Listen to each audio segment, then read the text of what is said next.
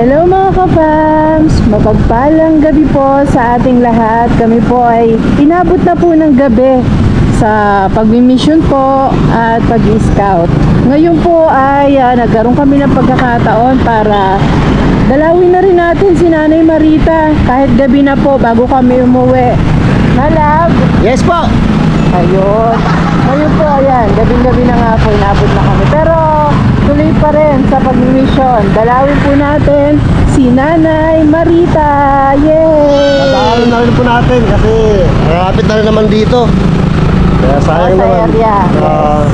Makumusta man lang kung ano nang nangyari sa buhay nila. Oo. Kasi matagal-tagal na rin nung pumunta sa bahay na sinabi natin na huwag pupunta sa bahay hanggat hindi naliligo. Kapag hindi naligo, bawal pumunta sa bahay. Tapos yun nga po na Ibig sabihin, ayaw talaga maligo kaya hindi nagpunta sa bahay. Pambira. Jonathan ka talaga. Eh, alamin natin mga ka-fams kung ano po ang kalalagayan ni Nanay Marita. Samahan niyo po kami. See you! see you, see me, say it for always. Itlog. Pili tayo mga ka-fams.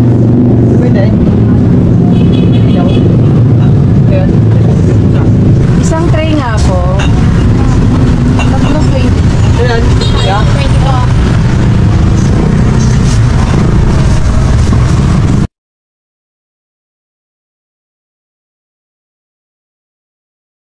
Ay, sarado ang kanilang bahay.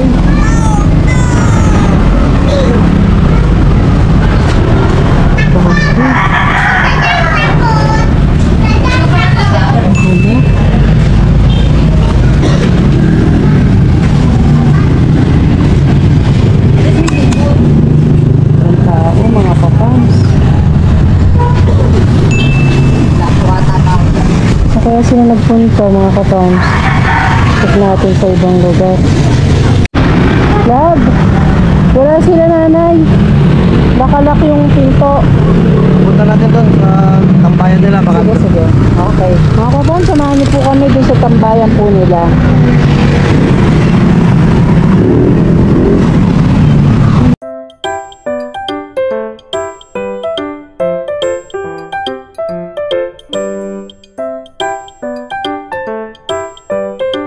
Tagal-tagal na yung punta ni Kuya.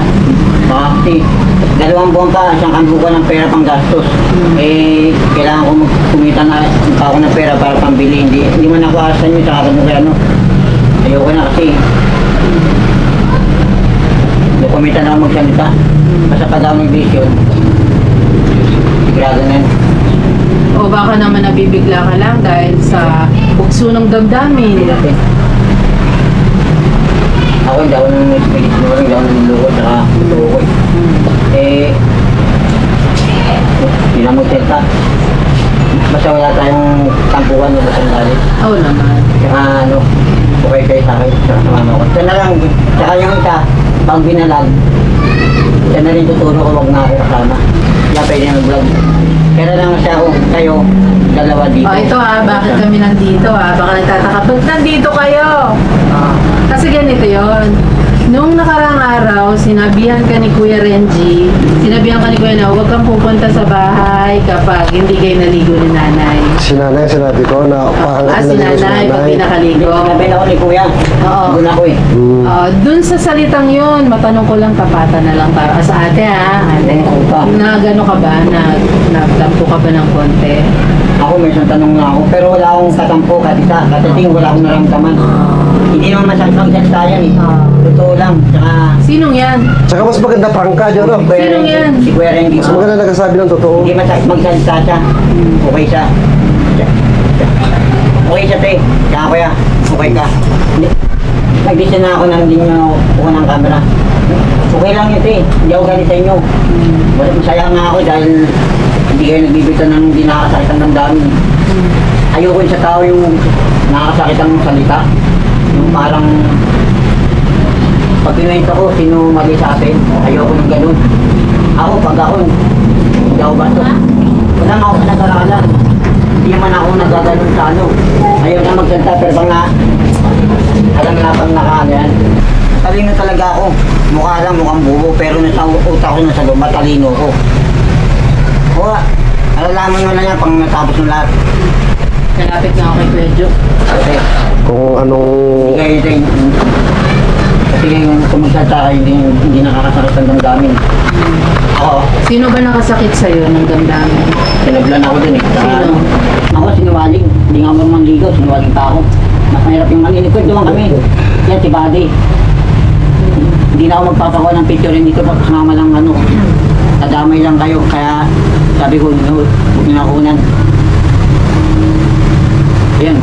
Nag-video na ako, tsaka yung pag-vlog ko, ay, Ayaw mo na ayaw ka na. talaga? Tsaka nagkwento kami dahil doon eh. Kinapay akong dalawa eh. Una ka sa Jenny, tapos pangalawa sa Ate Myra. Eh ganito, ang may tutulong namin sa'yo, marinig yung side mo. Ayun yung hindi. Pero hindi mo na kailangang magalit. Hindi na. Oo, yung parang marinig lang yung side mo kung ano ba yung naging damdamin mo paglabas mo ng bahay. Kasi pagtapos nun, wala na kaming narinig eh, di ba? Yung pag-alis mo ka na ba, di na pinaalis ka kamo, ano na ang naging damdamin ni Jo? Nagtampo ko masyado sa kanya. Parang ano, hindi ko masikmura na gaganunin niya ako dito. Pag pupunta siya rito, ang laki ng respeto ko sa kanya. Tapos hindi ko siya ginaganon, gusto gaganunin niya ako. Oo. Eh, pinupuri ko pa nga siya, tapos ginawa niya sa akin. Kaya, hindi na magpupo ko sa kanyang video, sa kanya na lang. Nagpapatingin na damay, parang ayoko na rin magpupo kasi parang nagsasabi lang sabihan niyo ako eh. Nakita na niya si Jenny, kinampihan ako. Tapos siya meron na panood. Kinampihan nga ako. Tapos ako pang mali. Panoodin mo yung video niya. Abi ko mo upload yan ha. Inupload talaga.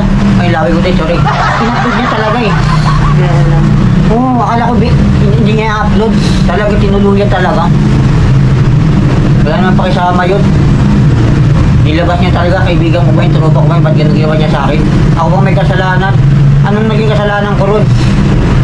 2 buwan, sa nakuha ng pera niyan. Kaya nga, pinuproblema ko. Tapos, ito pa isa, bumalik pa. Magdidiskarte akong pera. Sabi niya, magdidiskarte ka pala eh. Hindi na kita tutulungan. Sabi gano'n sa akin, magdidiskarte ka pala. Hindi na kita tutulungan. O, bakit gano'n ang sinasabi niya? Magdidiskarte ko, hindi mo na ako tutulungan. Bakit ba? O, ano bang karapatan mo? Bakit di na ako magdidiskarte? Bakit? Matandaan na ako eh. Ginagawa niya akong bata, hindi ako makahawak ng laking pera. Barya-barya lang. Yun. Ay naku, bula. Doon ako nagtampo sa kanya eh. O yan, binalag niya na uli ako. Pero Jo, ito masasabi Alam ko. niyo na, matalino naman kayo. Masasabi ko Jo, wala palang ilaw to. Wala palang ilaw yung paglamit. Ayusin mo ba kasi Ryan Love? Okay lang po, mga May nag-PM sa amin, may Ano ba title nag-message. yun? Ha? Ano ba title yung pangalan ni... Sabi Pade? O yung title? Parang, ano na yata yan, Ay, parang ano, ay hindi pa namin napanood, no? Parang- ano ba yung picture doon? Ay, nakalimutan ko. parang ano eh, bakit Di pa ako kasi na namin sumama ang napanood loob eh. ko kay Jonathan, parang ganun. Pero gusto ko talaga malaman ano yung damdamin ni Kuya Jonathan na paglabas niya ng bahay o nung pinaalis siya hanggang sa makauwi siya ng bahay. Kasi maaaring naging trigger yun para mag-decision siya eh. Itigil ang lahat, itigil ang lahat. So Jo, pwede bang pakisabi mo naman sa amin ano yung naging damdamin ni Kuya Jonathan? Ganyan-ganyan. Hindi, nasaktan ako eh. Parang nabastos ako. Parang siya dito eh. Pag pumupunta siya, hindi ko masabi nabastos. Tapos, sabi ka nang gagawin niya sa akin, kala niya bata ako. Eh, mas matanda ako sa kanya.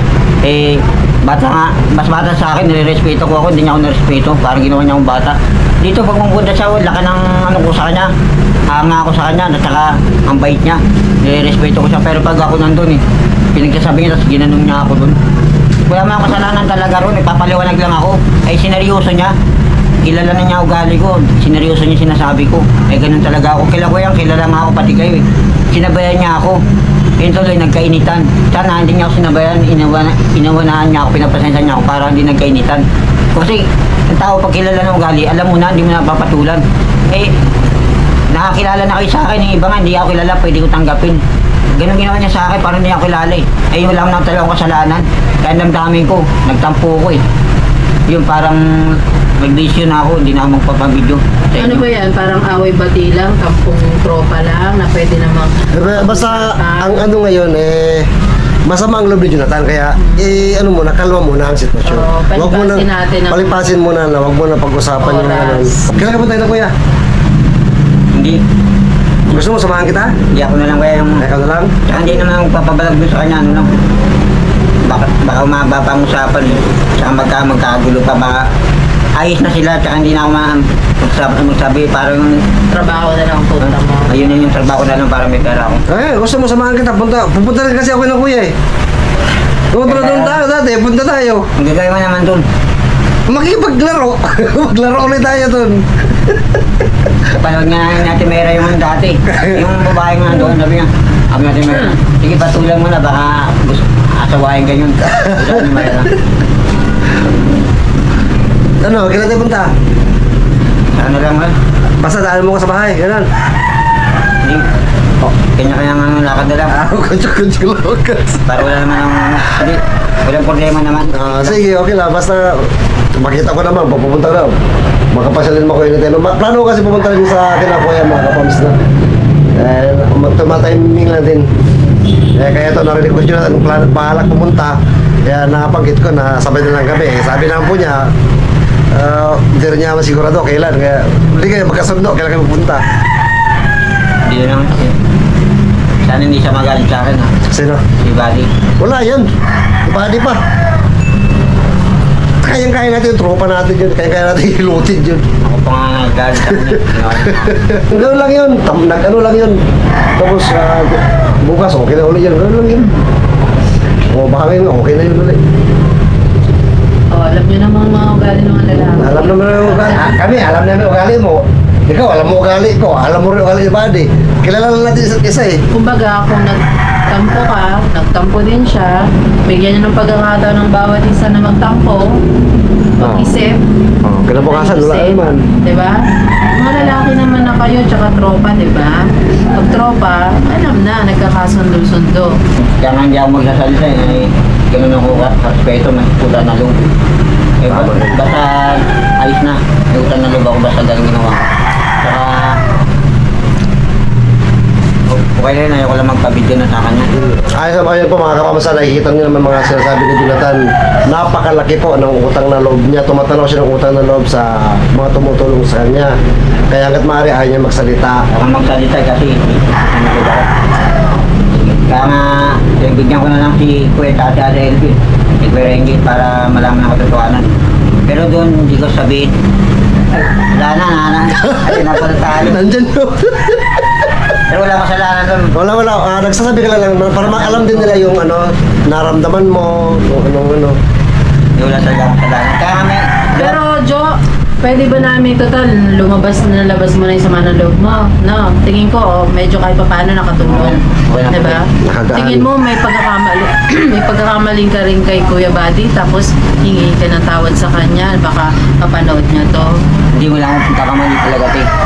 Siyang mayroong pagkakamali sa akin yung sabi niya. Kasi pumunta ako, nagkwentuhan kami. Tapos yung salita niya, nagkamali sa akin, salita. Tapos yung sinabi ko, binalik ko rin. Dahil nainis niya siya, nagalit. Siya una nag-umpisa sa akin eh. Inumpisahan niya ako bago... Siya nang muna eh. Tapos, ganun ako, pag inunahan ako, mainis ako. Babalik ko rin sa'yo, yun ang pagkatao. Kailangan din magpapakita ng hindi magandang salita. Mabuti lang, yung parang prangka. Pero ikaw yung nasa side ngayon na tingin mo nakakaintindi sa nangyari. Alam ko Siyang naman, eh. nagkamali, ikaw ang tama. Siya nagkamali sa Pero akin. sa tingin mo, mas magandang ikaw na lang yung gumawa ng mabuti.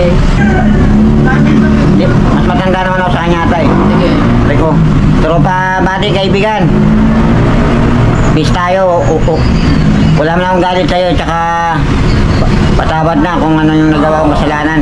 Tsaka ayoko na makipag-away sa'yo kasi may utang na loob rin ako sa'yo. Kaya nga meron ako respeto sa inyo eh. Tsaka dati Kuya Renji tsaka Ate LB. Kayong tatlo may respeto ako.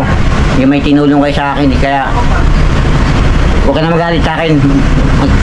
Bati na tayo, tsaka yun, maraming salamat sa tinulong mo. Tsaka di kita makalimutan, tsaka sa tinulong mo sa akin. Ilang. Tsaka yung gusto kong respeto, ay yung napanood mo na hindi na ako magpapabideo. Si mama ko na lang tulungan mo. Kilala Kuya Reggie niya, pati Gati Elvin, hindi na ako nagpa-video eh. Si mama na lang. Yun ang decision ko, binago ko na setup ko para may iba naman. Total, sabi mo naman, mama ko naman gusto mo tulungan eh. Tsaka ni Kuya Reggie, mama ko lang gusto tulungan, ako hindi na. Pero alagaan ko siya kasi kumakain din ako sa kanya. Binibigyan niya sa kanya, kakain ako. Alagaan ko siya pero huwag niya ako videoan. Siya na lang. Papayag ako kala Kuya na lang. Kasi doon talaga ako magpapabideo tsaka magkatrabaho. Yun ang tropa, buddy. Huwag kayo magalit, peace tayo. Mahal naman kita eh. I love you. Tsaka may utang na loob ako sa'yo. Kung di dahil sa'yo, hindi ako makaupan ng bahay kami ng mama ko tsaka binigyan mo magamit. Kano magalit sa akin? Nagtatampo ka naman eh. Tsaka kung nagkamali ako, pasensya na. Hindi na sinasadya. Nagkaliwanagan ka na. Okay na sa akin lahat. Sige, maraming salamat. Ingat ka dyan. Ayun oh. Babs! Ayan po si Jonathan, mga kapams. Pakuti ng puso. Tama yun, John. Tama yun. Nagtampo lang ako. Tsaka okay na yan. Tampong tropa lang. Kung titignan niyo po yung dating Jonathan sa Jonathan ngayon, napakalayo. Kasi po yung Jonathan ngayon, marunong na mo mag-sorry. May na pasensya. Ay, overwhelming. Hindi, may tinulong Masaya na po, masaya.